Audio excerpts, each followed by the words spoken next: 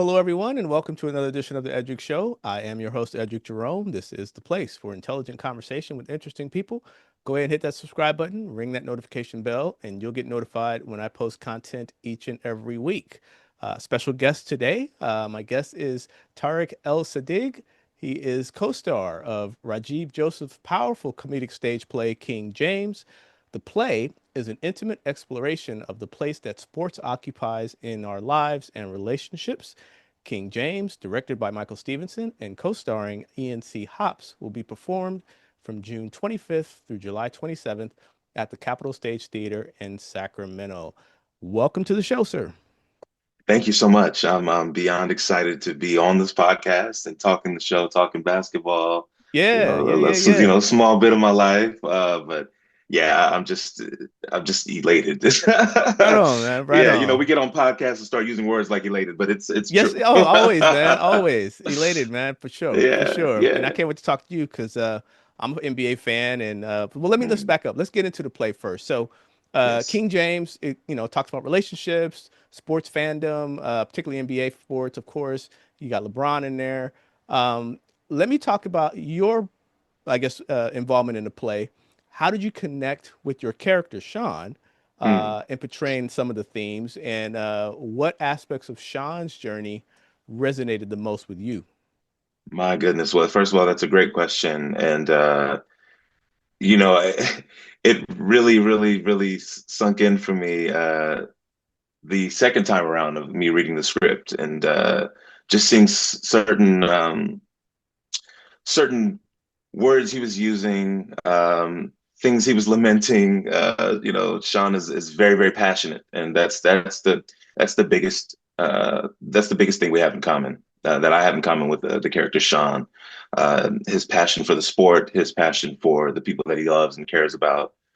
He has a high level of empathy, which also kind of in his mind bites him in the butt because he's so passionate about basketball and he cares so much. And there are moments throughout the play where he's asking himself questions in front of his best friend. You know, it's like, why am I like this? Who am I? You know, why do we care so much about sports?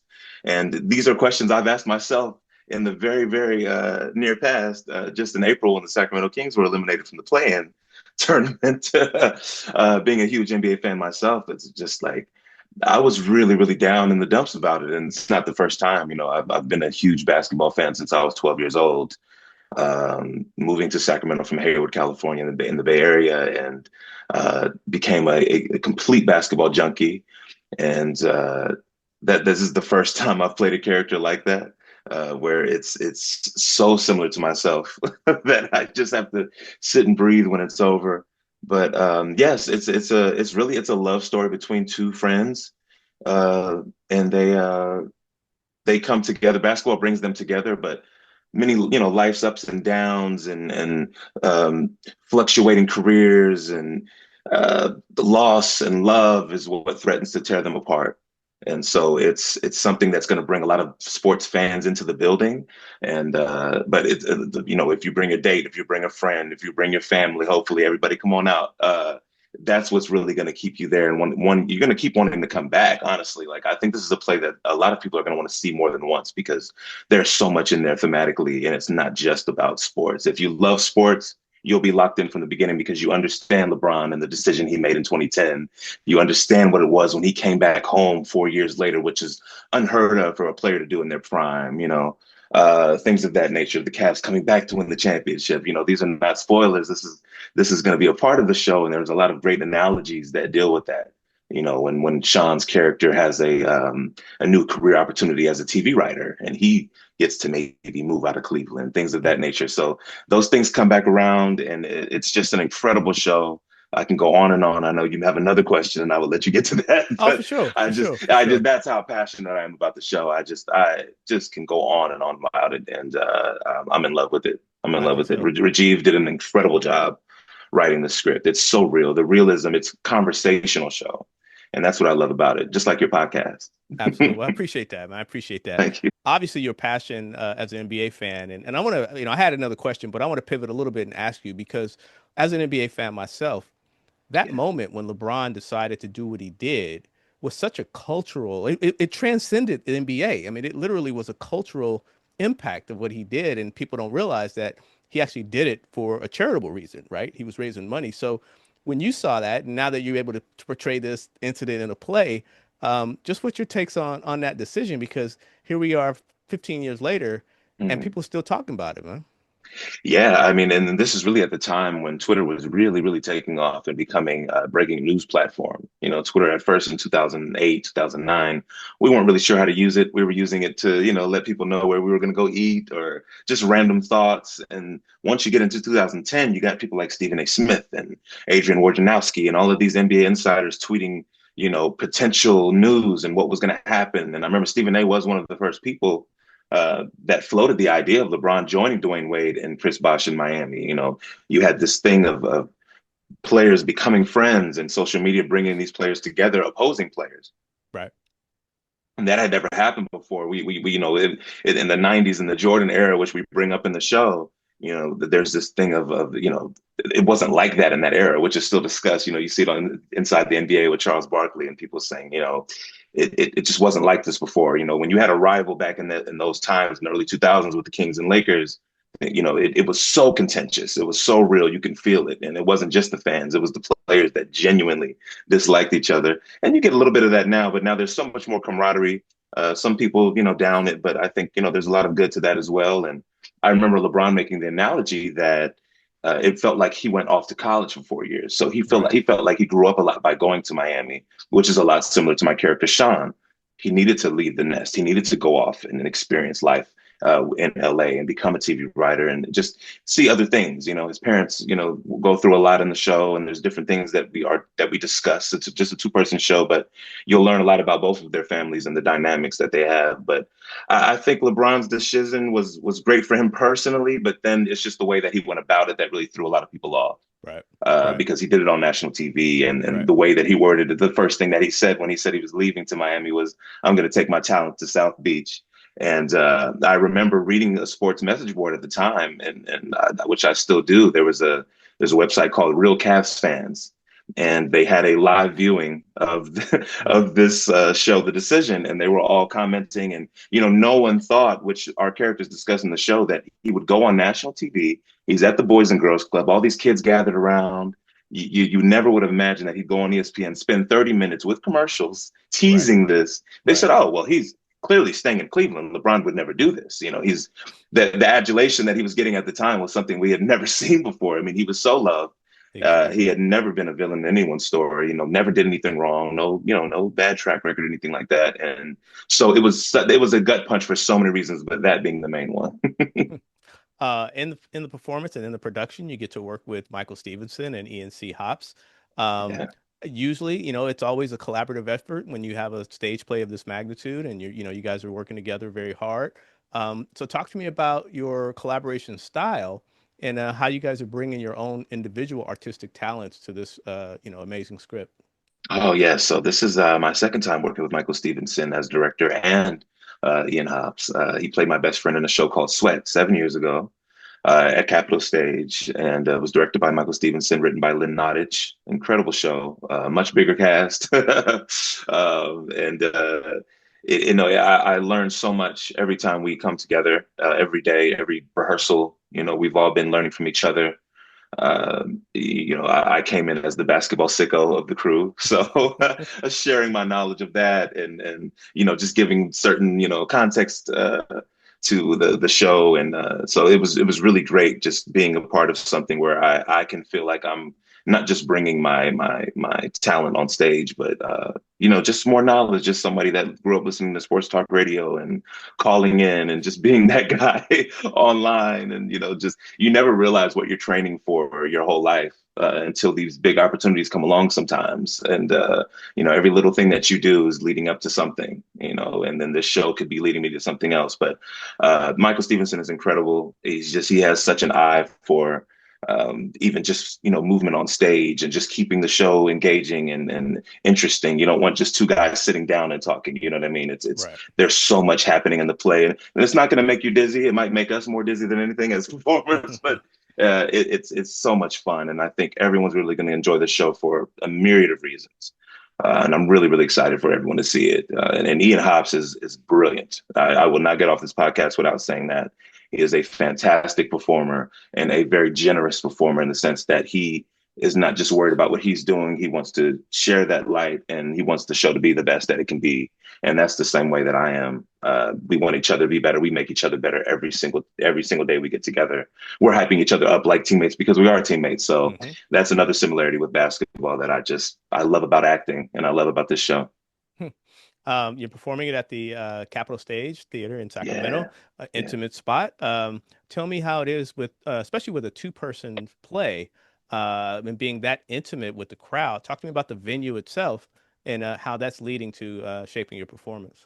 Oh, it's fantastic. I think it really just aids into the realism that I was speaking about. And thank God where I trained under James Wheatley with Celebration Arts, the longest running theater now in Sacramento that tells so many incredible Black stories. And it started off as a training ground. It was a school at the time. They're doing, different things now and expanding and paying their actors. But at the time and 2014 when I really began to do full length plays with James Wheatley and Celebration Arts. That was what we were doing in a very, very intimate building. Uh, Crowd right on top of you, very similar, even smaller actually. So thankfully, I am used to that, but it's my favorite thing to do. It really, really, really is. And just my training under James Wheatley, I can't speak about it enough.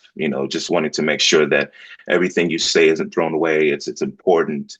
It's when you're doing a monologue that you make sure that that story is interesting. He always used to say and still says that, I'm sure, why should they listen to you? Why should they care? You know what I mean? So I'm always thinking about that. And the audience that comes to Cap Stage is incredible. They support theater. They love theater. They support us as if they're family. I'm friends with so many people on Facebook that are not in my age group because they are that passionate about theater. And we've really built so much community over the years, Ian and I, and Cap Stage as well, just because they do meaningful shows, just like Celebration Arts does, just in a different way, and different stories are told, but the meaning behind them choosing certain scripts is the same, and the reason why, it's all about realism and making sure everyone is seen Mhm. and felt and understood. And so it makes you want to do research when you get home after you see these shows as well. You learn a lot when you come. So you're almost accidentally informed for some people in a good way. Excellent. Um, Yeah. Talk to me now about your own personal journey.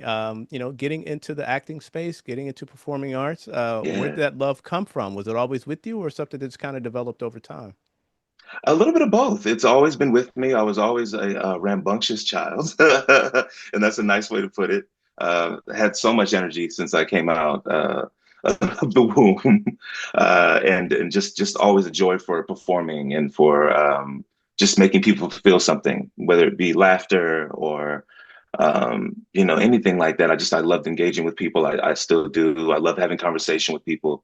I'm the guy, especially when I'm in a good mental space, so like I am now. Thankfully and prayerfully, I'll stay in that with forever and can you continue to ascend within the space. But I just love people, and I think that's something that I've really realized over time that has been the biggest help in me also at becoming a great actor because I want to learn about people. I want to learn what makes them tick, well, what they enjoy, what their sense of humor is. I come around different people every day, different backgrounds, and I love discovering that. Oh, that makes you laugh. Okay, great. And I've always been able to adjust for the most part and be able to kind of cater to that. So then, as a performer, when I'm stepping into someone else's shoes, it's very similar. And yeah, I've just always been the kid that I was the class clown in school. So some of the stories that people have as actors that are very similar, I share that for sure.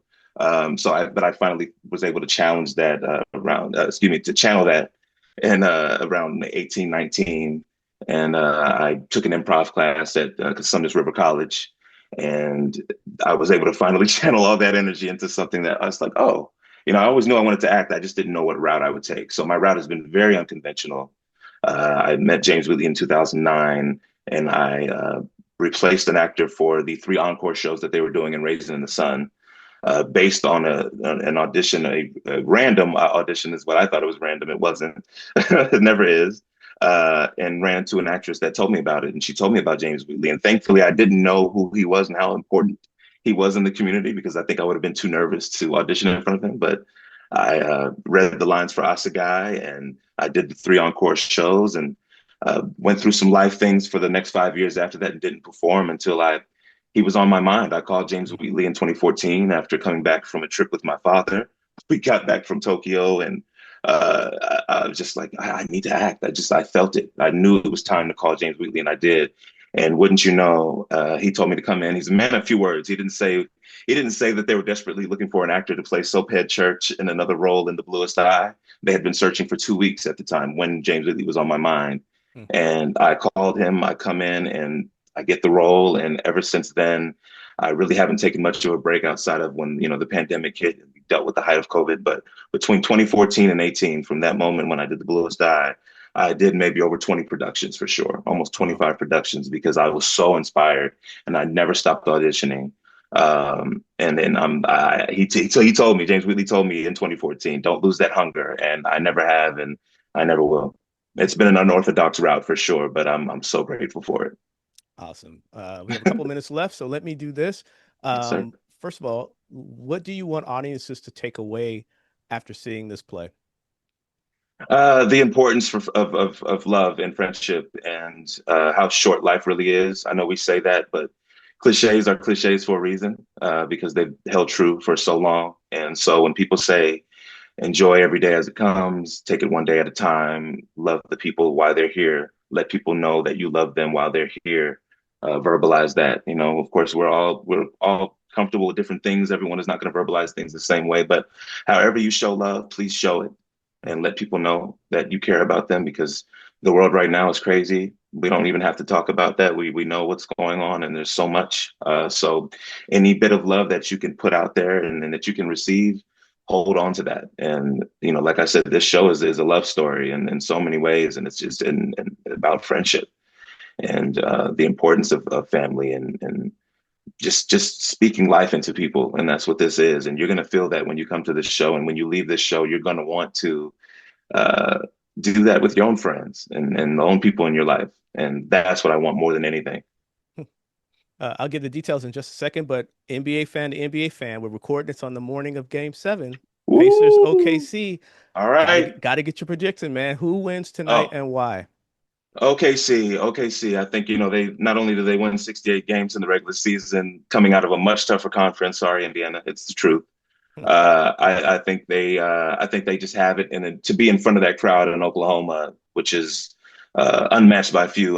Sacramento's right up there with them. I'll say that, but I think that home crowd is going to be too much. I think their suffocating defense is going to be too much in a game of this level, this magnitude. I have a lot of love for Indiana and Tyrese Halliburton for obvious reasons, but I just don't see them being able to do this on Oklahoma's home floor. Not in Game 7. Gotta ask, as a Kings fan, seeing Hallie do his thing, Mm. you all right with that? I am. I am. I wasn't for a little bit. I'm not going to lie because I knew what the narrative was going to be, and I Right. know how people like to pile on Sabonis, and they try to make these, Right. the comparisons that are just not equal. I think it's a false equivalency in a lot of ways. Like I said, the Western Conference is so tough. In the first round, you could take on the NBA champions like the Kings did 2 years ago.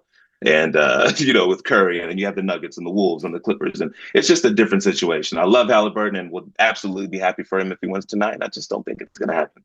I heard that. I heard that. All I'll say is, Game 7, Scott Mm-hmm. Foster will be in the building tonight. Uh-oh. Uh-oh. I'm Well, just letting yeah, you know. well, hey, Here we I'm go. just going to take a sip of water. I'm not going to say anything else.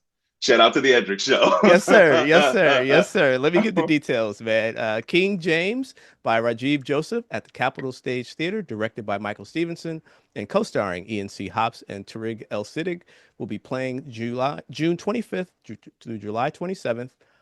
For ticket information, you can go to capstage.org. I'll put it down in the crawl, capstage.org.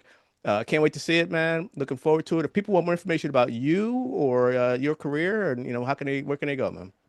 Oh, for now, you can follow me on Instagram at Air Tarig, AIRTARIG. and I'm constantly posting updates now. I'm just so inspired and just sharing all the love that I have for performing and for people. And until I get my own website very, very soon, that's where you can find me. And thank you so Fantastic. much, Edric, for having me. And I cannot wait for you to see the show. Looking forward to it, man. Looking forward to it. I'll see you next Sunday. Likewise. Next Thank you Sunday. so much. All right. Tarig Elsiddig is here on the Edric Show. This has been another edition, as promised, intelligent conversation with interesting people. Go ahead and hit that subscribe button, ring that notification bell. You'll get notified when I post content each and every week. I want to thank you for tuning in, and I will catch you on the next episode.